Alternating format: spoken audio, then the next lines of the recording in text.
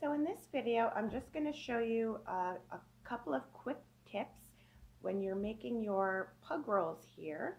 Um, it's kind of hard to work around. Some people will find, one of my testers found actually, that she was dropping some stitches, which you don't want to do when you're going in the round because you want your roll nice and uniform.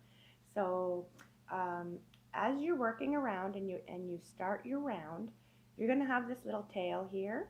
So you want to go ahead and tie that off, secure it with, however you like. Some people like to use glue. And then once it's secure, you want to snip that off so it's not in your way. Like leave a little bit of a tail there, and then just stuff it down in. So as you start working around, you're going to notice that it gets quite tight, and then you can't really see your stitches. So what I like to do is stick my finger in there and just kind of stretch it out so that you can see the next stitch you're going to work in. My hands are in the way. Okay, so there's one, and then you stick your finger in, find the next one, and go around. Another thing you could do, if you don't want to stick your finger in there as you're working around, because I know some people like to just work with their hook and not their other hand, you can take a bigger hook and just stick it in the hole and stretch your stitches out. Okay?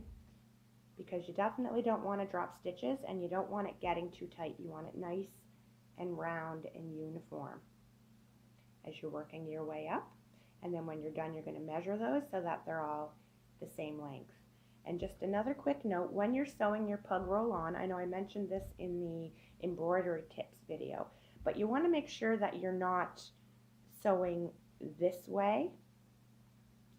Okay, you want to sew up because you want to hide your seams underneath the roll. So you're going to go up and under a stitch on the head right beside the eye, and then you're just going to grab a single stitch on the pug roll, pull it tight, and then keep doing the same thing.